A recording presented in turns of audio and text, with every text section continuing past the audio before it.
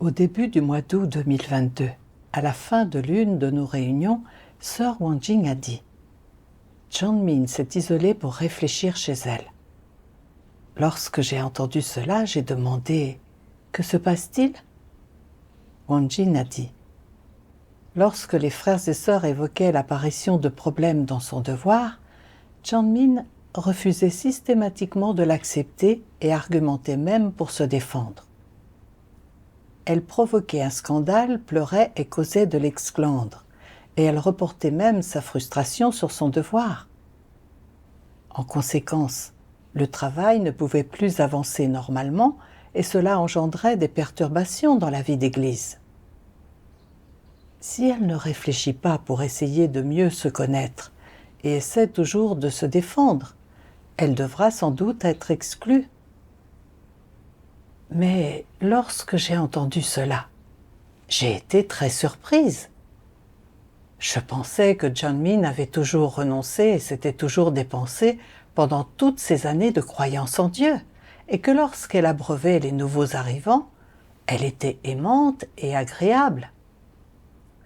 Même s'il était tard, lorsqu'un nouvel arrivant avait un problème, elle faisait tout ce qu'elle pouvait pour échanger avec lui pour le résoudre. Et elle n'abandonnait pas son devoir, même lorsqu'elle avait un problème familial. Même si elle n'acceptait pas la vérité maintenant, peut-être ne reconnaissait-elle pas encore cela. Si elle essayait de réfléchir et finissait par le reconnaître, ne serait-ce pas une bonne chose ? Elle ne méritait pas d'être exclue. Si quelqu'un comme elle était exclu, alors, étant donné que je ne renonçais pas et ne me dépensais pas autant qu'elle le faisait, ne serais-je pas finalement éliminée, moi aussi ? Pendant ce temps, à chaque fois que je pensais à cela, mon état devenait très négatif et je manquais d'énergie lorsque j'accomplissais mon devoir. Plus tard, lors d'une réunion, notre dirigeante d'église, Won Yu, est venue vérifier les éléments en vue de l'exclusion de Jeonmin, et je lui ai parlé de mes notions et de ma confusion en disant « Jeonmin a renoncé à sa famille et à sa carrière pour accomplir son devoir pendant des années. Elle doit être félicitée pour son dur travail, si ce n'est pour son mérite. Pourquoi se fait-elle exclure ? Si elle ne peut atteindre le salut en faisant son devoir ainsi, alors, étant donné que je n'endure pas autant de souffrances et ne paie pas un prix aussi élevé qu'elle, ne devrais-je pas moi aussi être éliminée ? » Voyant que j'avais développé des notions, Won Yu a patiemment échangé avec moi en disant « Ce que tu vois est la façon dont Jeonmin semble faire les choses en surface. Tu n'as pas vu son véritable comportement envers la vérité depuis le début. Selon l'évaluation des frères et sœurs, lorsque Jeonmin était confrontée à des problèmes, elle n'acceptait rien de Dieu et lisait toujours trop dans les gens et les choses. Les frères et sœurs ont échangé avec elle et l'ont aidée à de nombreuses reprises. Mais elle n'acceptait pas du tout la vérité. Elle se justifiait et se défendait, reportant même sa frustration sur son devoir. Et la dirigeante a cité cet exemple. Un jour, lorsque son superviseur a mis en avant l'un des problèmes de Jeonmin concernant l'abreuvement de nouveaux arrivants, Jeonmin ne l'a pas accepté et a pensé que le superviseur la prenait délibérément pour cible.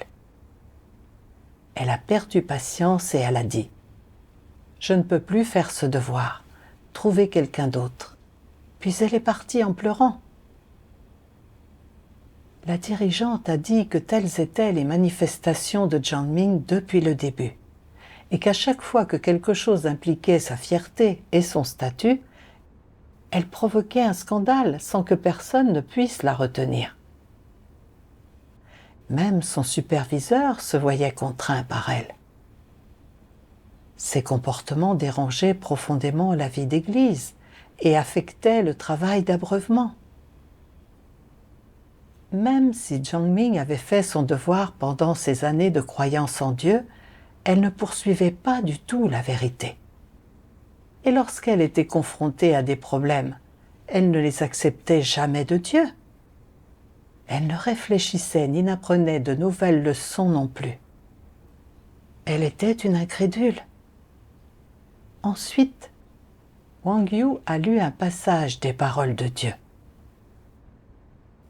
La norme par laquelle les humains jugent les autres humains est basée sur leur comportement.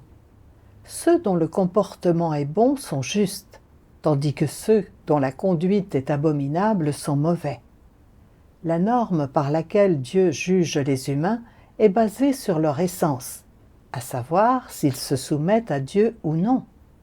Celui qui se soumet à Dieu est une personne juste, tandis que celui qui ne se soumet pas à Dieu est un ennemi et une personne mauvaise, indépendamment de son comportement qui est bon ou mauvais, et indépendamment de son discours, qui est correct ou incorrect.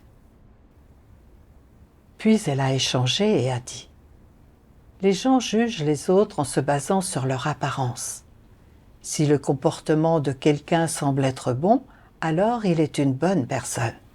Et s'il semble être mauvais, alors il est une personne malfaisante. Dieu regarde les gens en se basant sur leur nature essence et sur leur attitude envers la vérité. Dieu regarde si les gens peuvent se soumettre à lui et à la vérité. Il ne regarde pas combien, en apparence, ils semblent pouvoir renoncer, endurer et travailler. À travers cet échange, j'ai réfléchi à la raison pour laquelle j'étais désolée pour Jiang Ming lorsqu'elle a été exclue. Je ne voyais que son apparence.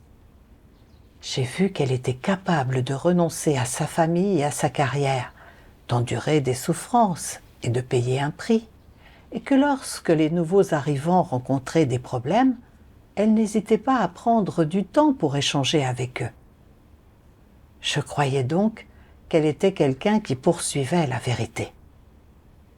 Cependant, je n'ai pas cherché à savoir si elle était capable d'accepter la vérité ou de s'y soumettre lorsqu'elle était confrontée à des problèmes, ou quels étaient les résultats de ses devoirs. Je pensais que les exigences de la maison de Dieu à son encontre étaient trop strictes et qu'elle n'aurait pas dû être exclue. Il s'avérait que je ne parvenais pas à percevoir les gens ou les choses, que j'étais trop ignorante. Plus tard, lorsque je me suis réunie avec un petit groupe, j'ai appris que concernant l'exclusion de Jiang Ming, certains frères et sœurs étaient également d'avis que l'on doit être félicité pour son dur travail, si ce n'est pour son mérite. Pour cibler ce problème, j'ai trouvé à lire plusieurs passages des paroles de Dieu. Dieu Tout-Puissant dit « Paul ne poursuivait pas la vérité. Il croyait seulement en Dieu parce qu'il courait après un avenir et une destination pour sa chair. Il ne cherchait qu'à gagner des récompenses et une couronne. Dieu lui a dit tant de paroles, il l'a tant corrigé, éclairé et illuminé.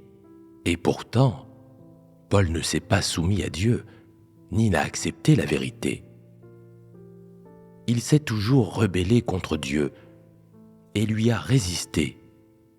Et finalement, il est devenu un antéchrist et a été condamné et puni. Paul est l'exemple de ce qu'il ne faut pas faire. Conformément aux notions et à l'imagination de l'homme, les gens se disent « Dieu n'aurait pas dû traiter Paul de cette façon. Paul avait tant fait et tant souffert. De plus, il se montrait loyal et dévoué à l'égard de Dieu. Pourquoi Dieu l'a-t-il traité ainsi? Les gens ont-ils raison de dire ça? Est-ce conforme à la vérité? En quoi Paul était-il si loyal ou si dévoué à Dieu? Les gens ne déforment-ils pas les faits? Paul était loyal et dévoué au fait d'obtenir des bénédictions pour lui-même? Est-ce là de la loyauté et de la dévotion envers Dieu? Quand les gens ne comprennent pas la vérité, quand ils ne peuvent pas voir clairement l'essence d'un problème, et quand ils parlent sans chercher à comprendre, en se basant sur leurs sentiments, ne se rebellent-ils pas contre Dieu et ne lui résistent-ils pas? Pas étonnant que tout le monde adore Paul.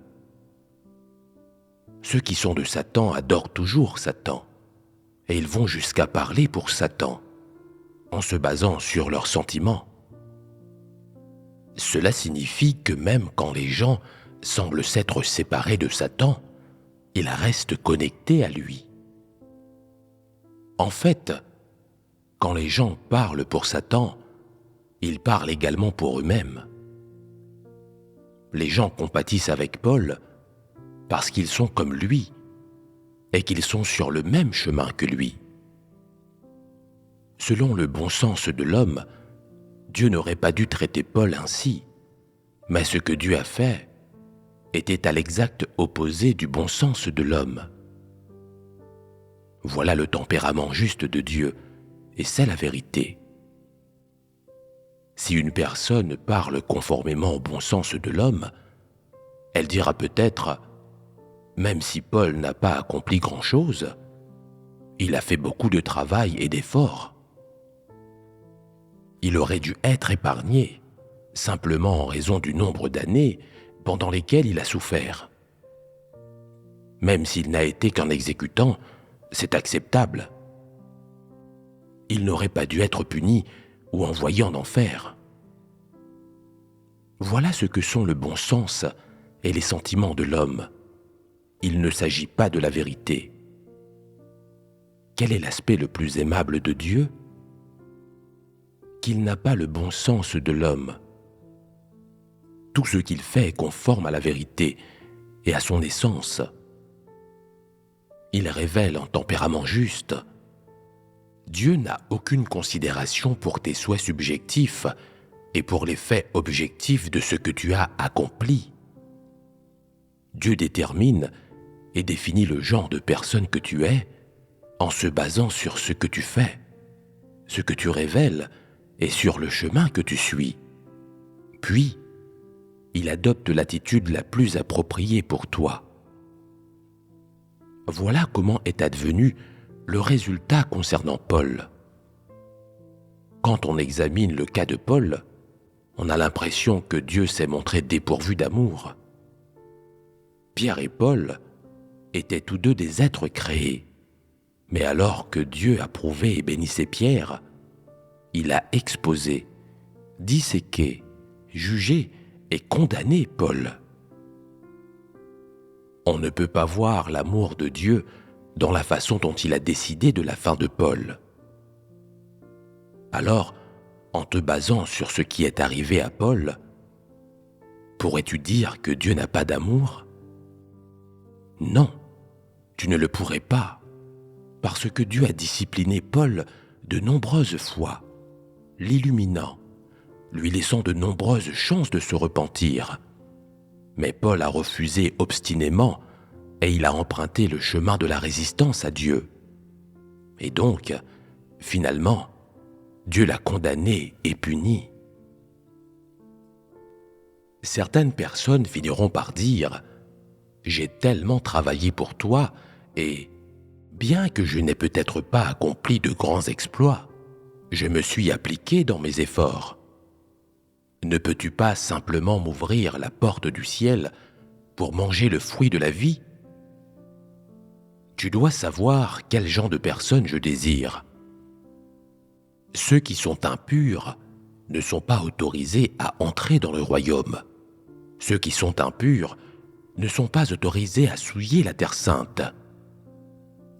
Bien que tu aies peut-être beaucoup travaillé, et ce, pendant de nombreuses années, à la fin, si tu es toujours déplorablement dégoûtant, alors il sera intolérable pour la loi du ciel que tu veuilles entrer dans mon royaume. Depuis la fondation du monde jusqu'à ce jour, je n'ai jamais offert un accès facile à mon royaume, à ceux qui cherchent à s'attirer mes faveurs. C'est une loi céleste, et personne ne peut la transgresser. Tu dois chercher la vie. Aujourd'hui, ceux qui seront rendus parfaits sont comme Pierre. Ce sont ceux qui cherchent les changements dans leur propre tempérament et sont désireux de rendre témoignage à Dieu et de bien accomplir leur devoir en tant qu'être créés. Seuls ceux-là seront rendus parfaits. Si tu ne penses qu'aux récompenses et ne cherches pas à changer ton propre tempérament de vie, alors tous tes efforts seront vains. C'est une vérité immuable. Je décide de la destination de chaque homme, non en fonction de l'âge, de l'ancienneté, du degré de souffrance, et encore moins du degré auquel il inspire la pitié, mais plutôt selon qu'il possède ou non la vérité. Il n'y a pas d'autre option que celle-ci. Vous devez vous rendre compte que tous ceux qui ne respectent pas la volonté de Dieu seront punis. C'est un fait immuable. À travers ces paroles de Dieu, j'ai compris que son tempérament est juste et saint. L'issue d'une personne et le fait qu'elle soit sauvée ou non ne dépendent pas de la quantité de travail qu'elle semble faire, de ce à quoi elle semble renoncer, ni à quel point elle se dépense. Ce qui est important est si cette personne poursuit ou non la vérité, et si elle change ou non son tempérament de vie. Si elle ne se concentre que sur le fait de travailler dur et ne cherche pas à changer son tempérament de vie, elle sera, au final, incapable de tenir ferme et devra être éliminée tôt ou tard. Exactement comme Paul durant l'ère de la grâce. Il a travaillé bien des années, a beaucoup souffert, a gagné nombre de personnes en répandant l'Évangile et a bâti beaucoup d'églises. Mais il ne s'est dépensé que pour obtenir des récompenses et une couronne, et son intention n'était que de marchander avec Dieu. De plus, Paul était de nature extrêmement arrogante et prétentieuse, et il n'avait de considération pour personne, allant jusqu'à déclarer qu'il vivait comme Christ lui-même. Paul suivait le chemin de la résistance à Dieu d'un antéchrist, et il a fini par offenser le tempérament de Dieu et a été puni par lui. J'ai commis la même erreur concernant l'exclusion de John Min. Je croyais que John Min travaillait dur et avait renoncé à sa famille et à sa carrière pour accomplir son devoir, et qu'on devait la féliciter pour son dur travail, si ce n'est pour son mérite, ou au moins pour son épuisement, et qu'au minimum, on devrait lui accorder une chance de repentance. Désormais, en observant ces manifestations constantes, j'ai vu qu'elle n'acceptait pas du tout la vérité et qu'elle en éprouvait même de l'aversion.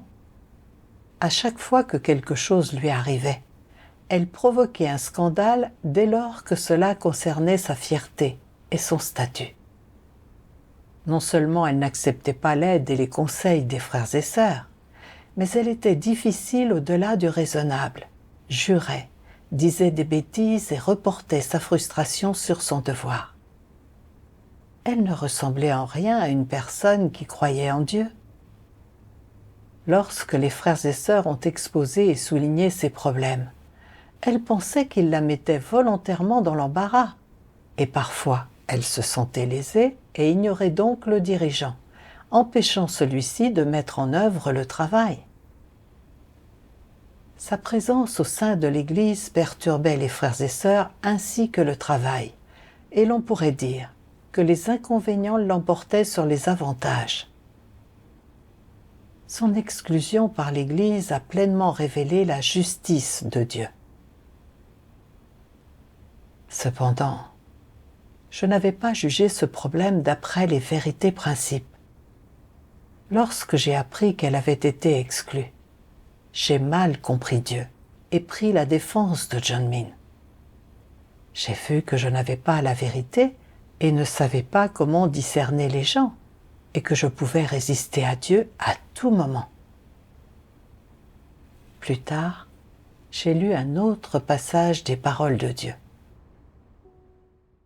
Dieu Tout-Puissant dit : les personnes qui sont des fauteurs de troubles déraisonnables ne commettent généralement pas d'actes fourbes ou malfaisants graves.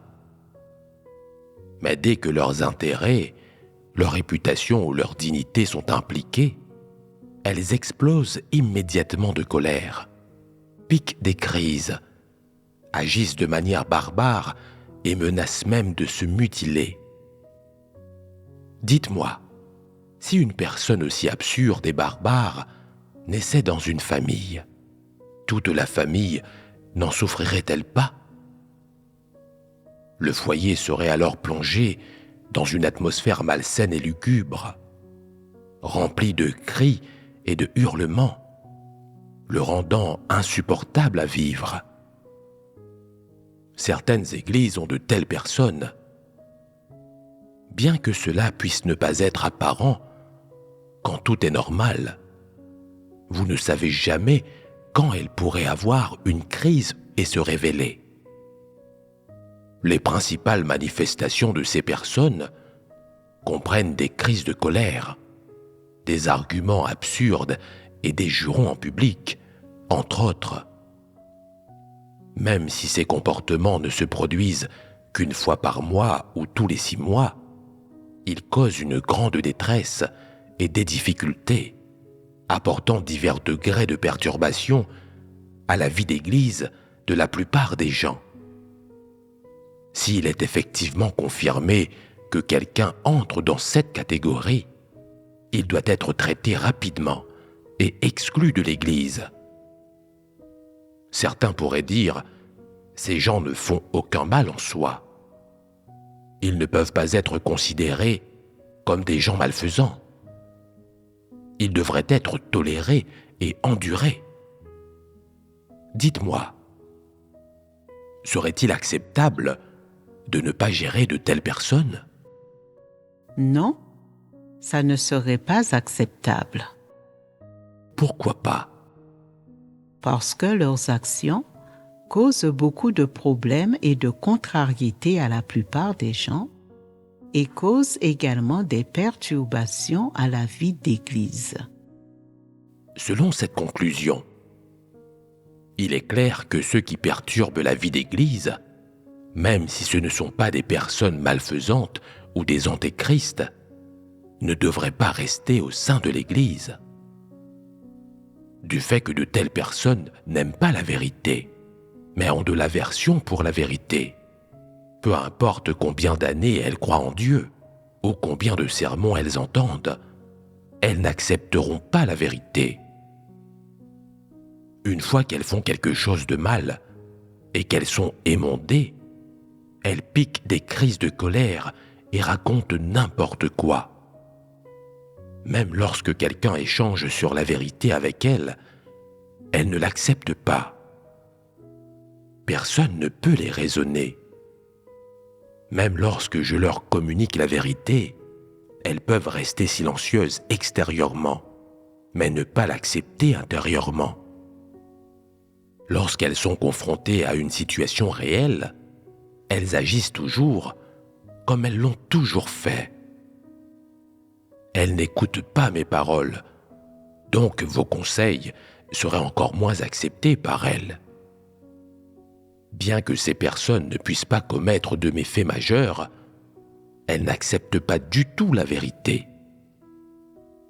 En regardant leur nature et sens, non seulement elles manquent de conscience et de raison, mais elles peuvent aussi causer des ennuis inutiles et être déraisonnables.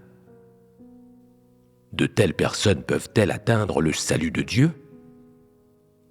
Absolument pas. Celles qui n'acceptent pas du tout la vérité sont les incrédules. Ce sont des laquais de Satan. Quand les choses ne se passent pas comme elles le souhaitent, elles piquent des crises de colère, lance constamment des arguments absurdes et n'écoute pas la vérité, peu importe comment les échanges se font. De telles personnes sont des fauteurs de troubles déraisonnables, purement des démons et des mauvais esprits. Elles sont pires que des bêtes. Elles sont comparables à des cas mentaux avec des esprits malsains, et elles ne sont jamais capables d'un vrai repentir. Plus elles restent longtemps dans l'Église, plus elles ont de notions sur Dieu, plus elles imposent des exigences déraisonnables à la maison de Dieu, et plus elles perturbent et nuisent à la vie d'Église. Cela affecte l'entrée dans la vie du peuple élu de Dieu et le progrès normal du travail de l'Église. Leur préjudice pour le travail de l'Église n'est pas moindre que celui des personnes malfaisantes. Elles devraient être exclues de l'Église plus tôt. Certaines personnes disent « Ne sont-elles pas juste un peu brutes ? Elles ne sont pas malfaisantes pour autant. Alors, ne serait-il pas préférable de les traiter avec amour ? Si nous les gardons, peut-être qu'elles peuvent changer et être sauvées. Je te le dis, c'est impossible. Il n'y a pas de peut-être à ce sujet. Ces personnes ne peuvent absolument pas être sauvées. C'est parce qu'elles ne peuvent pas comprendre la vérité, encore moins l'accepter. Elles manquent de conscience et de raison. Leurs processus de pensée sont anormaux et elles manquent même du bon sens le plus élémentaire requis pour être humain. Ce sont des gens avec des esprits malsains. Dieu ne sauve absolument pas de telles personnes. À travers les paroles de Dieu, j'ai vu que même si les gens qui sont difficiles au-delà du raisonnable ne font rien de très mauvais, dès que quelque chose implique leurs propres intérêts, ils provoquent un scandale et se livrent à de faux raisonnements. Peu importe si l'on échange avec cette personne sur la vérité, elle ne l'accepte pas et perturbe fortement la vie d'Église. De plus, ces personnes difficiles au-delà du raisonnable ne possèdent pas la conscience et la raison de l'humanité normale. Et peu importe depuis combien d'années elles croient en Dieu, elles ne comprennent pas un brin de vérité. Dieu ne sauve pas de telles personnes. John Ming est ce genre de personne. Dès que ses intérêts étaient en cause, elle semait le trouble et provoquait un scandale, transformant une réunion parfaitement agréable en un chaos incontrôlable. Il était impossible pour les autres de se calmer et d'échanger sur les paroles de Dieu. Ce genre de personne doit être traité en temps opportun pour protéger la vie d'Église. En fait, toutes les personnes dotées d'un peu de conscience et de raison savent que se faire exclure n'est pas un accident, et elles apaiseront leur cœur pour réfléchir sur elles-mêmes et en tirer correctement des leçons. Même si elles ne comprennent pas tout de suite, au moins elles ne répandront pas leurs notions et ne donneront pas libre cours à leurs émotions. Ces gens-là ont un peu un cœur qui craint Dieu et ont toujours une chance de se repentir. Mais lorsque John Min a été confrontée à ce problème, elle n'a pas cherché la vérité ni réfléchi sur elle-même. Au contraire, elle a été pleine de notions et d'incompréhension envers Dieu. Elle l'a jugé comme étant injuste, demandant même pourquoi il donnait une chance aux autres mais pas à elle. Après avoir été exclue, elle n'a toujours pas réfléchi sur elle-même.